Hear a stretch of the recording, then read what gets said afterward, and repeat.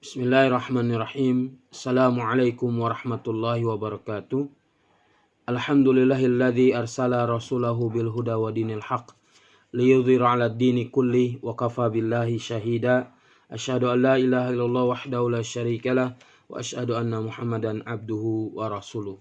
Allahumma shalli wa sallim wa barik ala nabiyyina Muhammadin wa ala alihi wa ashabihi wa man tabi'ahum bi ihsani ila yaumiddin. Amma ba'd. Santri-santriku, anak-anakku yang Ustaz cintai karena Allah Subhanahu wa taala.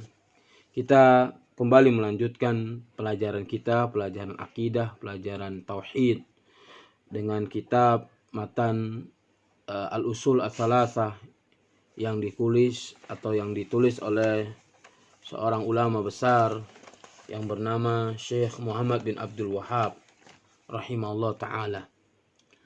Di mana kitab ini sebenarnya sudah selesai pembahasannya, tapi tidak mengapa dalam rangka untuk murojaah pelajaran atau materi akidah atau tauhid yang sudah kita pelajari sebelumnya sudah tuntas, sudah selesai, tapi kita kembali mempelajarinya dalam rangka murojaah untuk mengingat, untuk memperkuat apa yang kita sudah pelajari sehingga kita tidak lupa atau artinya untuk mengingat kembali apa yang sudah kita pelajari bersama.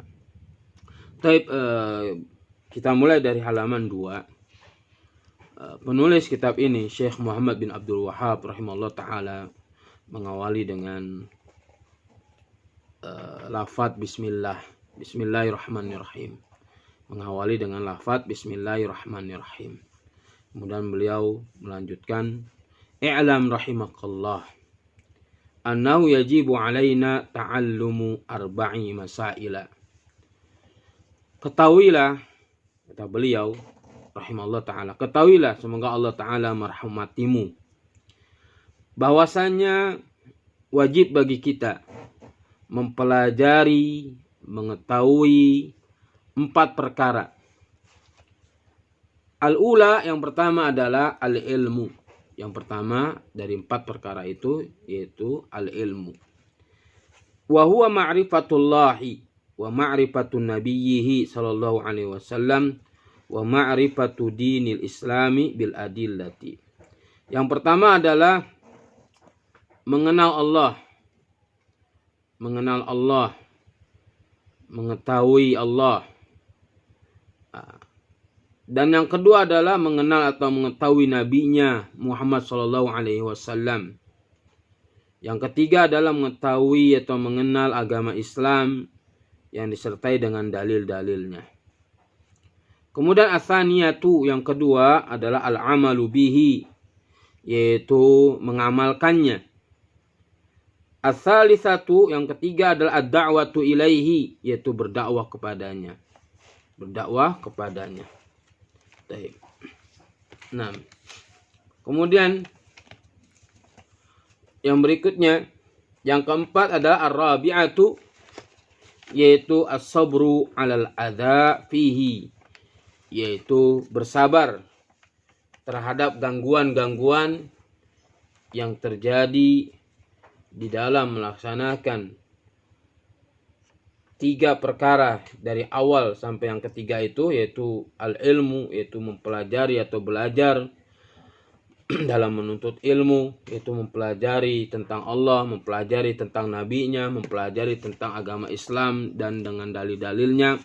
Kemudian yang kedua mengamalkan ilmu, dan yang ketiga adalah berdakwah atau mendakwakan ilmu yang kita pelajari. Nah, yang keempat ini diperintahkan untuk bersabar, as-sabru 'alal adza fihi, yaitu bersabar terhadap gangguan atau rintangan yang ada di dalamnya. Dalil yang menunjukkan akan 4 perkara yang wajib kita pelajari itu adalah surat Al-Asr. Dalilnya ada surat Al-Asr ayat 1 sampai dengan ayat 3. Allah Ta'ala berfirman, wal asr innal insana lafi khusr illal ladzina amanu wa amilus solihat wa tawassaw bil haqq wa tawassaw bis sabr. Demi masa, sesungguhnya manusia itu benar-benar dalam keadaan merugi. Kecuali orang-orang yang beriman, orang-orang yang mengerjakan amal soleh, orang-orang yang senantiasa menasihati kebenaran, dan orang-orang yang senantiasa menasihati tentang kesabaran. Nah, ini adalah dalil yang menunjukkan 4 perkara yang wajib kita pelajari, yaitu tadi al-ilmu, al-amalu bihi, kemudian ad-da'watu ilaihi, kemudian as-sabru 'alal adza fihi. Kemudian telah berkata Imam Asy-Syafi'i, wa qala Asy-Syafi'i rahimahullah taala. Telah berkata Imam Syafi'i rahimahullah taala, "Lau anna Allah au lau ma anzalallah afan. Lau ma anzalallahu hujjatan ala khalqihi illa hadhi surata lakafathum." Kata Imam Asy-Syafi'i rahimahullah taala, "Lau ma anzalallahu hujjatan ala khalqihi illa hadhi surata lakafathum." Seandainya Allah Subhanahu wa taala tidaklah menurunkan hujjah atau argumentasi kepada makhluk-makhluknya, ala khalqihi, kepada makhluknya, melainkan hanya surat ini saja, yaitu surah Al-Asr saja, lakafathum, niscaya surat ini dapat mencukupi bagi mereka, atau niscaya surat ini cukup bagi mereka untuk berhujjah. Ya, jadi seandainya Allah Ta'ala tidaklah menurunkan hujjah atas makhluknya, melainkan hanya surat ini saja, yaitu surat Al-Asr saja, dari ayat 1 sampai dengan ayat 3, niscaya surat ini cukup bagi mereka. Wa qala al-Bukhari, dan telah berkata Imam Bukhari, babun al-ilmu qabla al-qawli wal amali. Telah berkata Imam Bukhari rahimahullah ta'ala, bab ilmu sebelum berbicara dan sebelum beramal.